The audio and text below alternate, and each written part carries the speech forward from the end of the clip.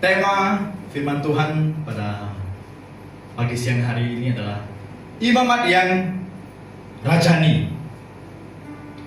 Diambil dari 1 Petrus 2 ayat 9 yang mengatakan, namun kamulah bangsa yang terpilih, imamat yang rajani, bangsa yang kudus, umat yang dimiliki Elohim, supaya kamu memberitakan kehebatannya yang telah memanggil kamu dari kegelapan ke dalam terangnya yang ajaib. Amin. Kata imamat yang rajani ini, kalau kita baca Bible, kitab suci, hanya ditemukan pertama kali itu di kitab Korintus, 1 Petrus. Ya, imamat yang rajani. Ini yang dikatakan oleh Petrus. Tetapi Bapak Ibu, bahwasannya prototip ini atau mandat ini jauh sebelum perjanjian baru sudah pernah, walaupun secara tidak langsung, disandang oleh seseorang. Tahu siapa dia?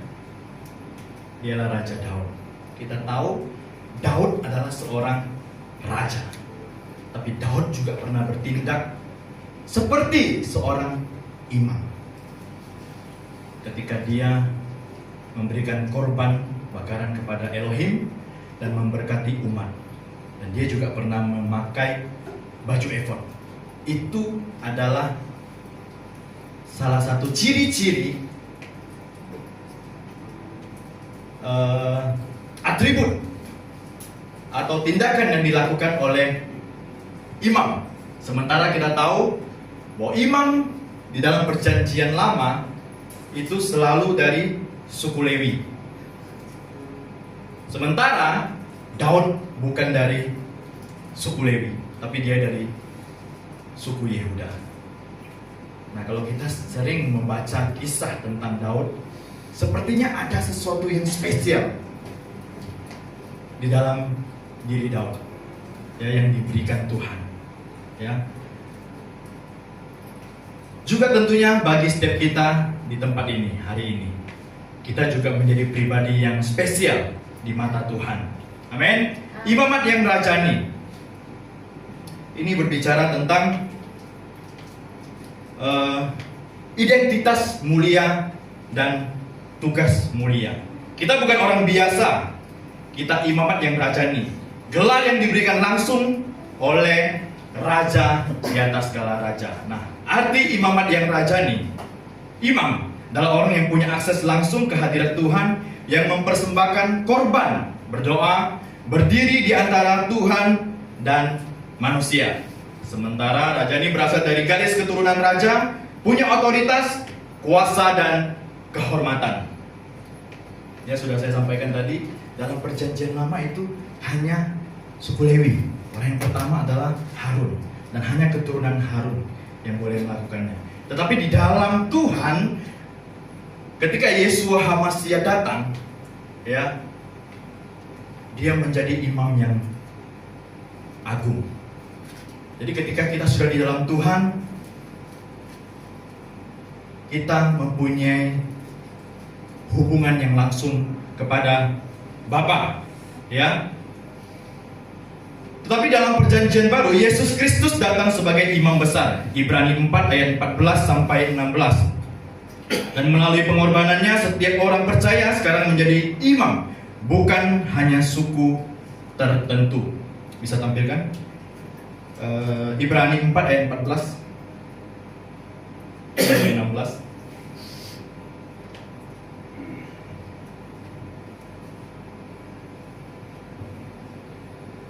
Ibrani 4 ayat 14 Ibrani 4 ayat 14 sampai 16. Saya akan bacakannya.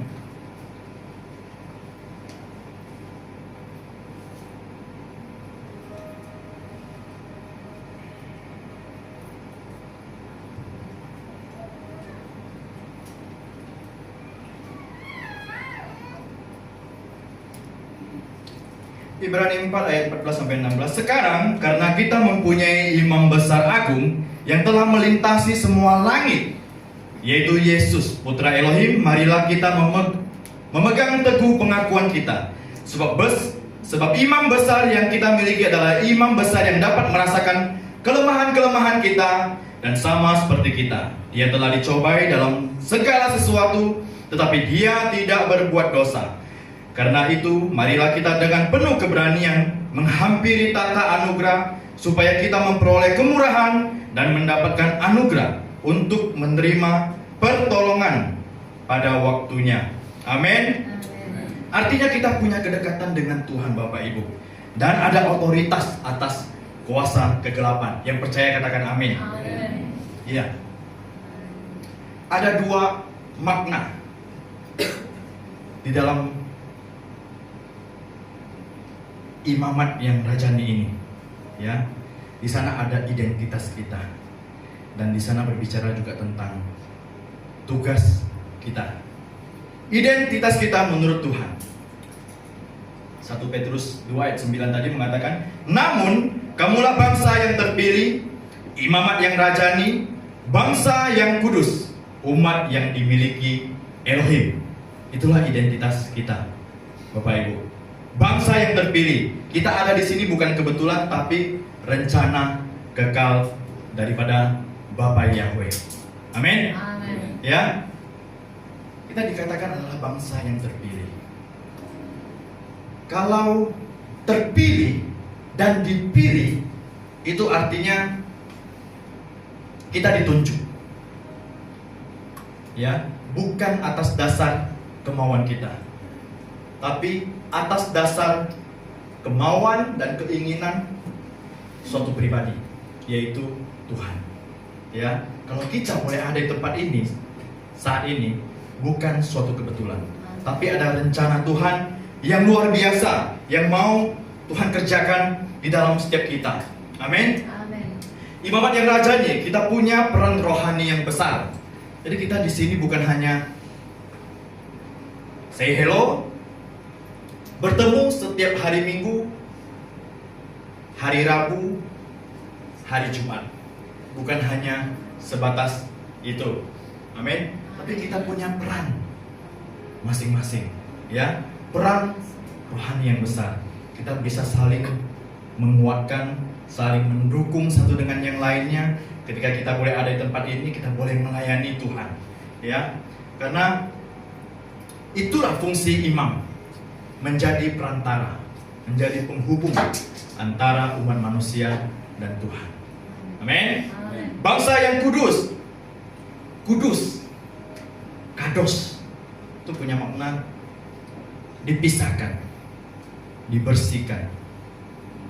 Itu maknanya.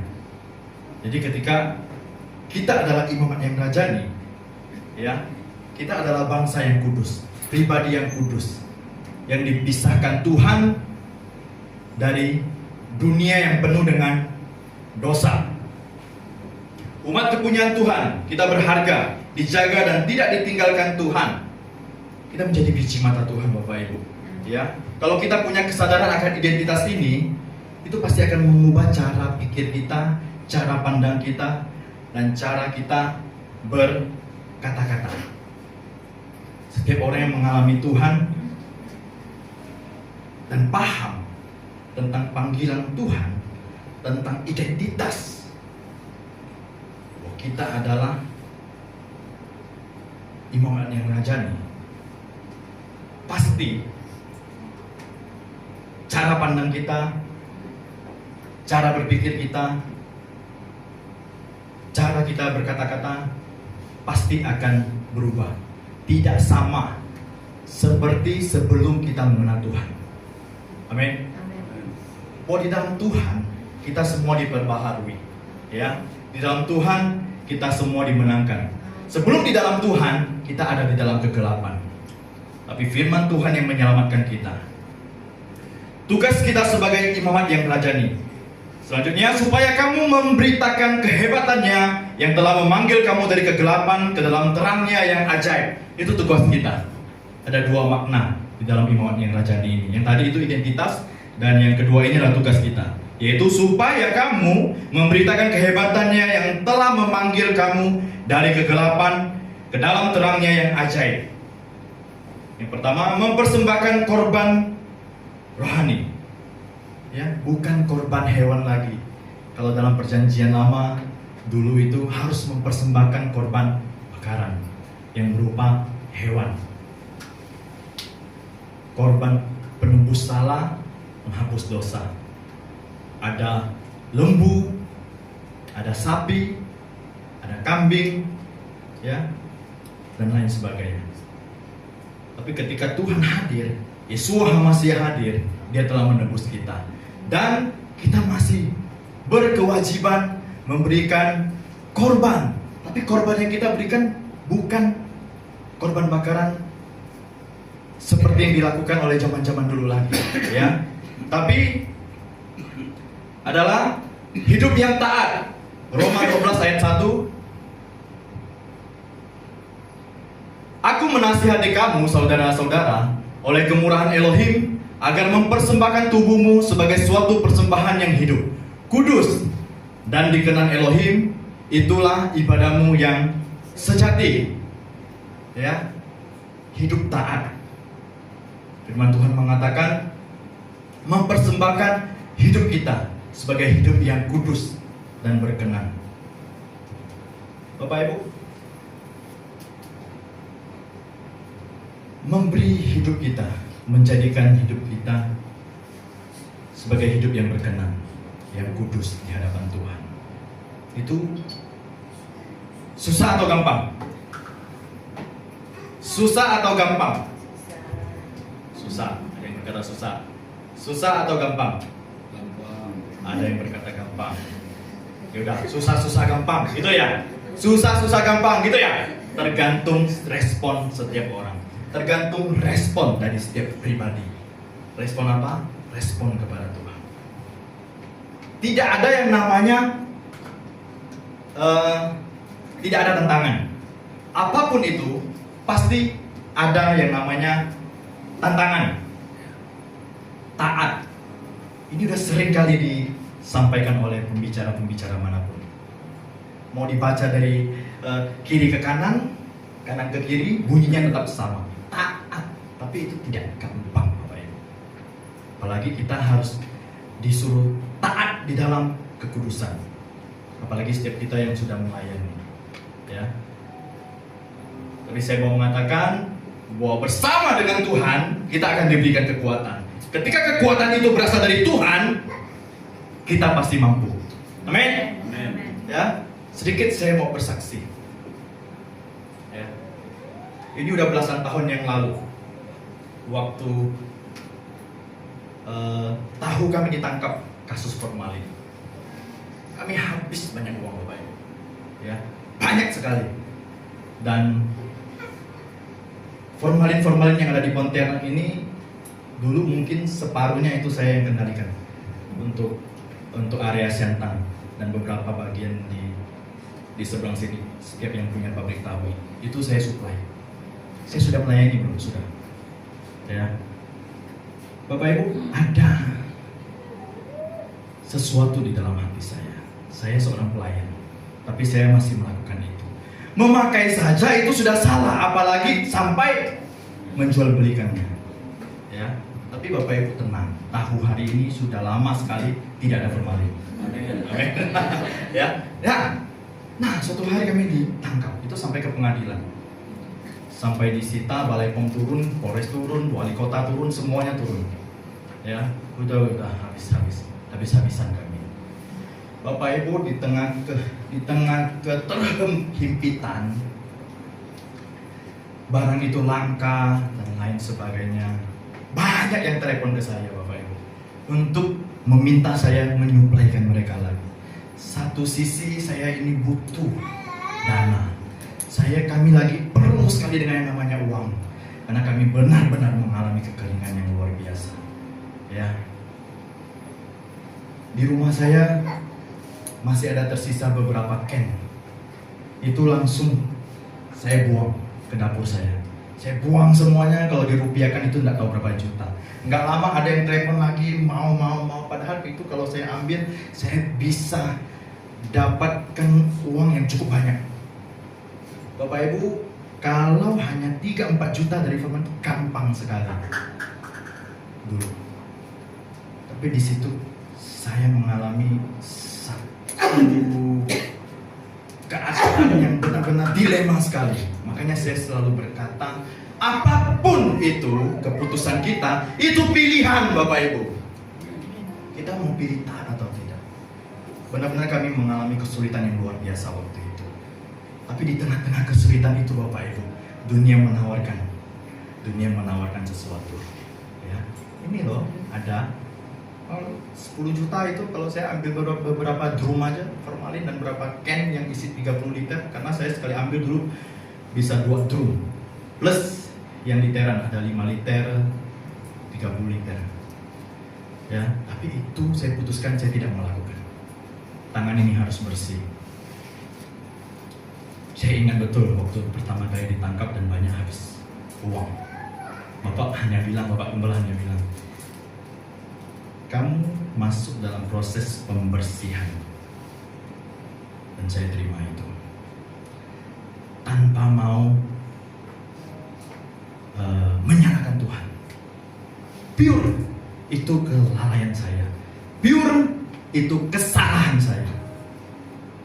Ya, jadi itu Bapak Ibu. Hidup taat susah nggak? Tergantung respon kita, Bapak Ibu. Tergantung pilihan kita, ya. Selanjutnya doa dan pujian. Ibrani 13 ayat 15 mengatakan, melalui dia marilah kita senantiasa mempersembahkan kurban pujian kepada Elohim, yaitu ucapan bibir yang memuliakan nama Tuhan.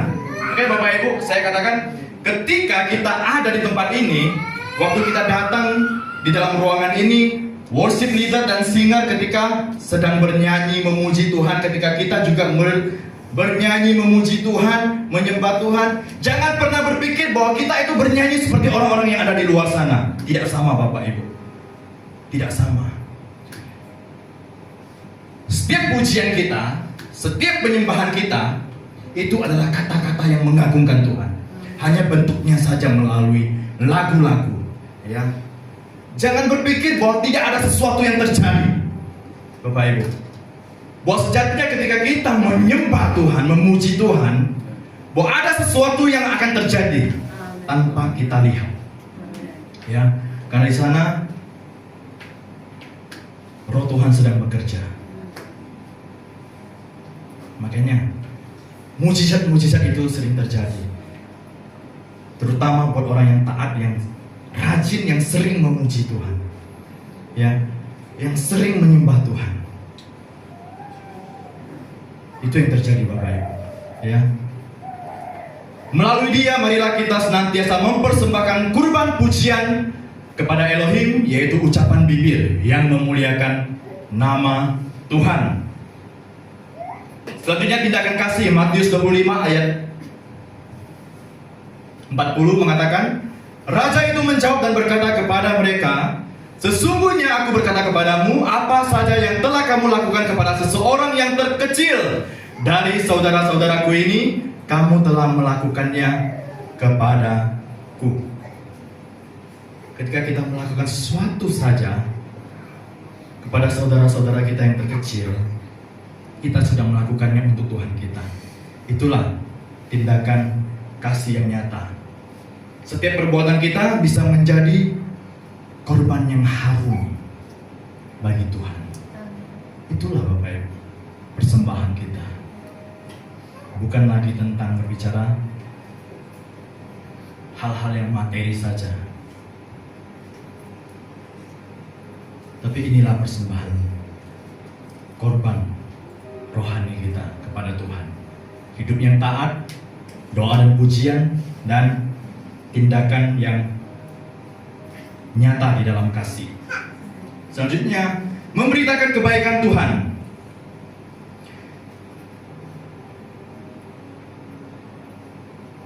Kita dipanggil untuk menjadi saksi. Kita dipanggil untuk menceritakan bagaimana Tuhan mengubah hidup kita. Ya, kita harus bersaksi. Kita harus memperkenalkan Tuhan. Walaupun seharusnya tanpa kita berbicara sekalipun, harusnya orang-orang melihat perubahan kita ketika kita ada di dalam Tuhan. Sebelum kita ada di dalam Tuhan dan setelah kita ada di dalam Tuhan, harus ada buah yang bisa kita berikan. Harus ada buah yang bisa kita berikan kepada orang sekitar kita untuk menikmatinya, yaitu buah-buah roh, setiap kebaikan itu, ya. Tetapi kita juga harus menceritakan tentang kebaikan Tuhan, bagaimana Tuhan mengubah hidup kita. Walaupun, ya, saya pernah mengalami dilemparkan satu statement yang tidak nyaman ketika kita membicarakan tentang Tuhan, ketika kita menyampaikan tentang kebenaran Tuhan. Kayak sales aja, kayak barang tidak laku aja. Barang kalau laku nggak perlu sales. Ada yang bilang begitu. Tapi percaya Bapak Ibu, kita bukan sedang menawarkan barang biasa-biasa saja. Ya, kita bukan menawarkan barang. Ya, kita menawarkan keselamatan. Kita bukan mengerjakan pekerjaan-pekerjaan dunia, tapi kita mengerjakan pekerjaan-pekerjaan surgawi. Amin. Jadikan hidup kita surat terbuka yang dibaca orang. 2 Korintus 3 ayat 2 sampai 3. Kamu adalah surat kami, tertulis di dalam hati kami, yang dikenal dan dibaca oleh semua orang, karena telah nyata bahwa kamu adalah surat Kristus yang ditulis oleh pelayanan kami, ditulis bukan dengan tinta, melainkan dengan Roh Elohim yang mulia, bukan pada loh batu, melainkan pada loh hati manusia. Katakan amin. Amin. Ya Bapak Ibu, kesaksian kita itu akan menjadi satu senjata rohani yang luar biasa, yang dapat menarik setiap pribadi orang untuk mengenal Tuhan. Ya, tidak peduli orang mau bicara apa, ya, lakukan saja. Contohnya kalau kita mau belajar bahasa asing, ya, katakanlah bahasa Inggris. Kalau kita memang tidak fasih atau tidak terlalu paham tentang bahasa Inggris, kalau kita belajarnya malu-malu, mau sampai kapanpun kita nggak akan bisa. Minimal sesuai standar, ya, tidak akan pernah bisa, ya. Tapi kita harus mulai berani mengucapkannya ketika ada lawan bicara. Biar salah, hajar saja, ya. Jadi nanti ada orang yang koreksi kita. Jangan juga malu dikoreksi, ya. Kalau kita malu dikoreksi akhirnya kita tidak mau melakukannya lagi. Ya rugi bukan orang lain, kita, ya. Ini karena ada anak aja yang nggak ada di Australia, ya. Kadang kalau nelpon sengaja pakai apa komunikasi dikit-dikit lah Inggris, ya salah aja, nggak peduli, ya, salah aja, nanti dia juga yang akan membenarkan kok. Saya rasa kalau orang-orang zaman sekarang, ya, orang-orang tua zaman sekarang, kalau salah aja di dalam menyebutkan satu kosakata Inggris, anak-anaknya yang pandai pasti akan meluruskan. Betul tidak? Betul ya? Pasti begitu ya? Nah, kalau kita malu, kita tidak akan pernah tahu, kita tidak akan pernah mengerti, ya.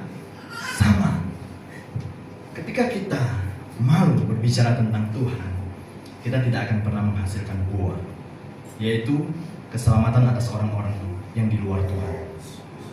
Amin.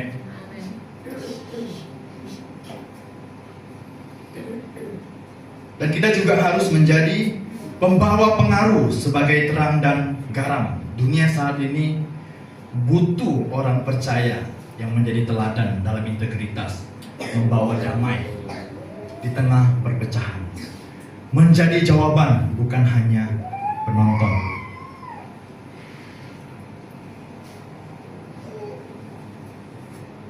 Bapak Ibu, menjadi pribadi yang dapat memberi pengaruh itu juga susah-susah gampang, ya. Kalau kita dalam keadaan baik-baik saja, mungkin bisa. Dan kalau khusus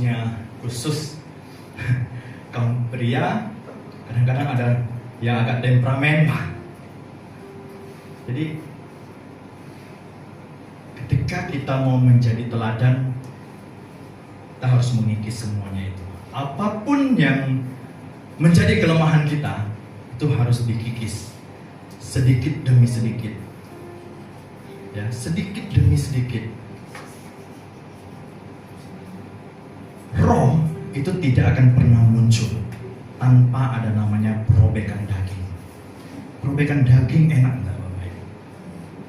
Perobekan daging itu tidak enak. Waktu Yesus disiksa, dicambuk, itu terjadi perobekan daging.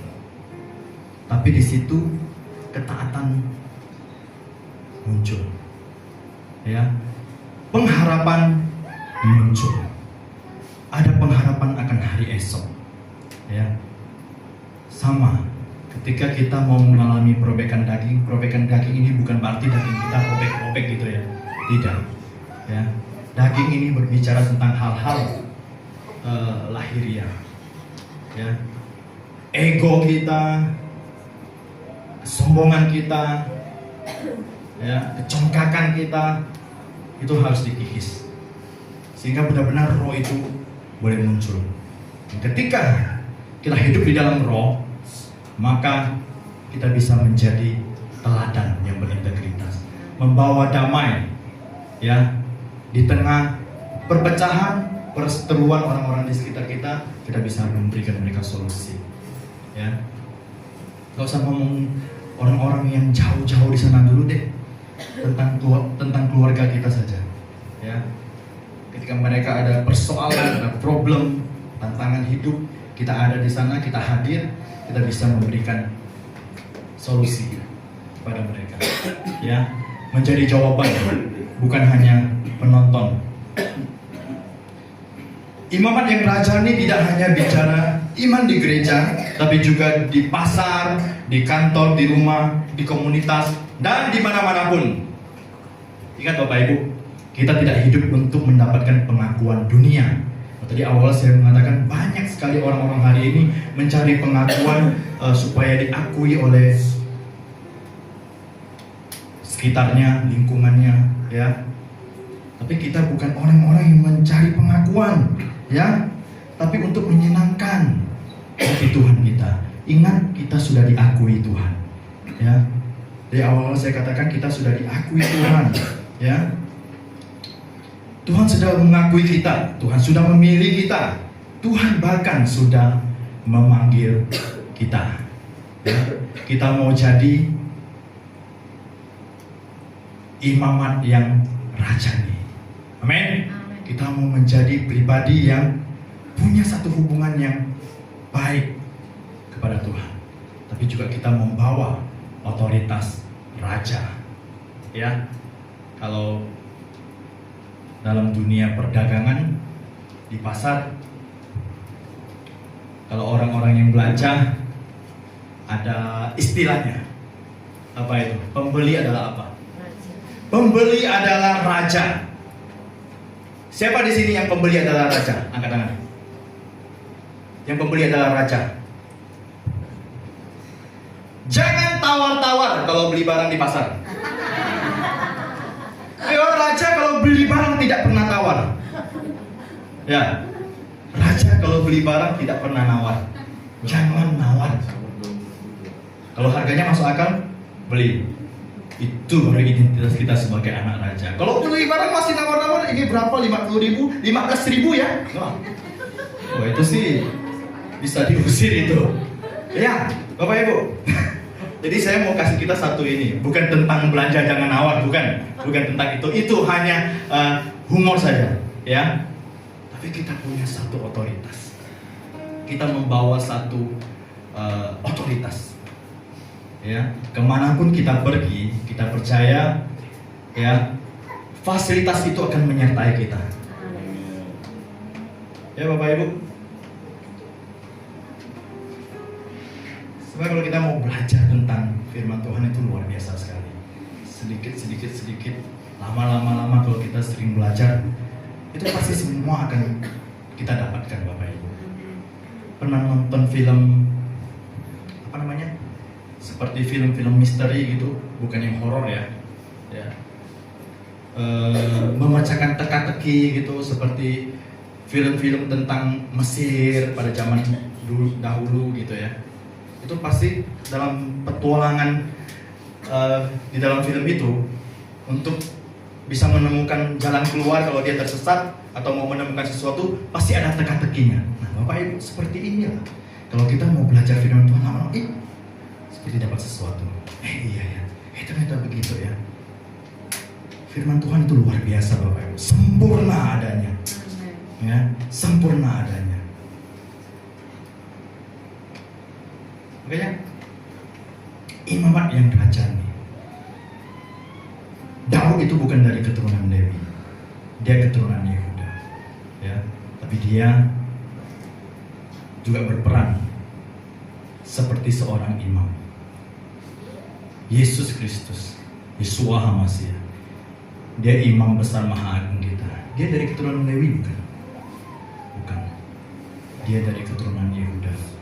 Tapi dia menjadi imam, bukan lagi dalam tatanan hukum Taurat, tatanan hukum Taurat yang disampaikan Musa, tapi adalah hukum tatanan dari Melkisedek. Luar biasa, Bapak Ibu. Ya, kalau zaman dulu bukan orang Lewi yang menyelenggarakan ibadah, itu karena kekudusan Tuhan yang luar biasa, orang itu bisa mati. Tapi ketika kita sudah di dalam Tuhan, kita adalah imamat. Kita juga adalah imam. Kita adalah imamat yang rajani, bukan hanya menyelenggarakan, bukan hanya berdoa, bukan hanya saja mempersembahkan korban syukur kita, tapi kita juga membawa fasilitas, membawa otoritas sebagai seorang anak raja. Amin. Haleluya. Jadi kita tidak mau lagi kembali kepada kehidupan kita yang lama, Bapak Ibu. Jangan mau lagi kita dibawa, digiring kembali kepada kehidupan kita yang lama. Dunia itu pasti akan berusaha selalu membawa kita untuk kembali ke masa lalu kita.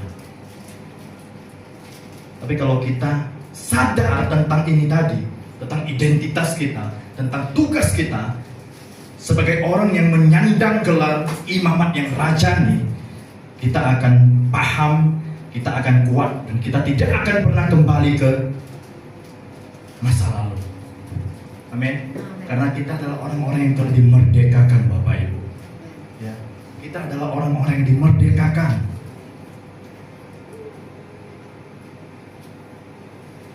Di dalam Galatia 4, Paulus berbicara dengan umat-umatnya, jemaat-jemaat yang ada di Galatia, Bapak Ibu, bahwa Paulus menyatakan kepada jemaat-jemaat di Galatia untuk tidak lagi kembali kepada kehidupan yang lama, yang diperbudak oleh dosa, yang diperbudak oleh tata cara hukum manusia pada waktu itu. Ya, Paulus menghimbau agar jemaat-jemaat di Galatia konsisten di dalam Tuhan. Ini udah masuk bulan Agustus, 80 tahun bangsa kita merdeka. Ya, kalau saja 80 tahun lalu ketika proklamator itu memproklamasikan kemerdekaan, kalau saja rakyat mindsetnya masih orang yang terjajah, maka tidak akan ada sesuatu yang terjadi. Ya, mereka akan seperti orang-orang yang terjajah. Ya. 2000 tahun yang lalu Yesus sudah datang menyelamatkan kita. Ya. Hari ini Tuhan sudah menyelamatkan kita. Ya, kita sudah menjadi pribadi yang diselamatkan. Kalau mindset kita, pikiran kita masih seperti orang yang terjajah, maka tidak akan ada hasil yang kita dapatkan.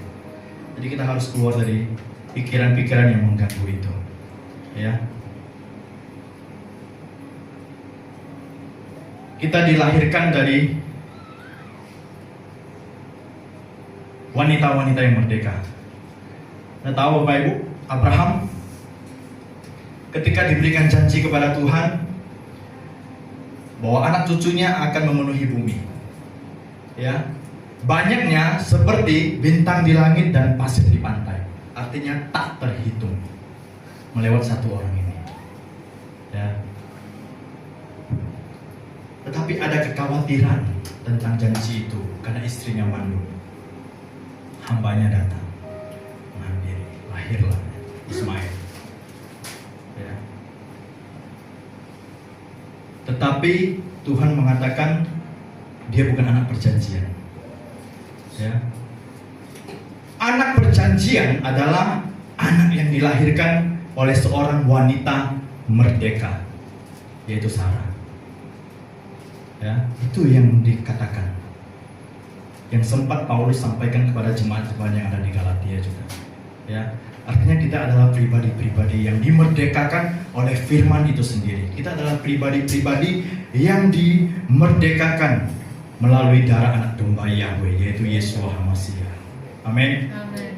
Jadi biarlah kita hidup di dalam kemurahan Tuhan. Ya. Coba buka Galatia 5.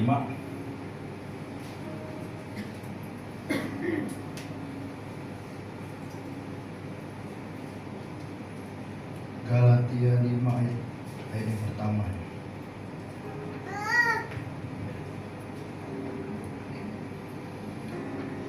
Oleh karena itu, berdirilah teguh dalam kemerdekaan di dalam Kristus yang telah membebaskan kita, dan jangan mau dibebani lagi dengan kuk perhambaan.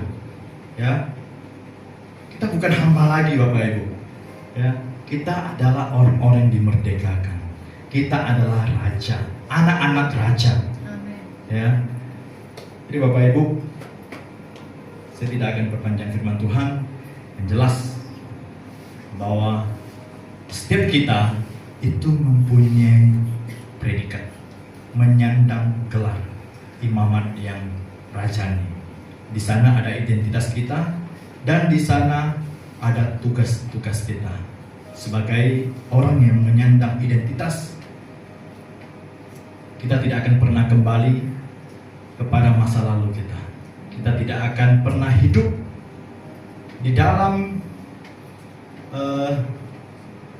hukum-hukum dunia lagi, hukum-hukum manusia, ya. Tapi kita hidup di dalam anugerah Bapa Yahweh, di dalam Tuhan Yesus HaMashiach.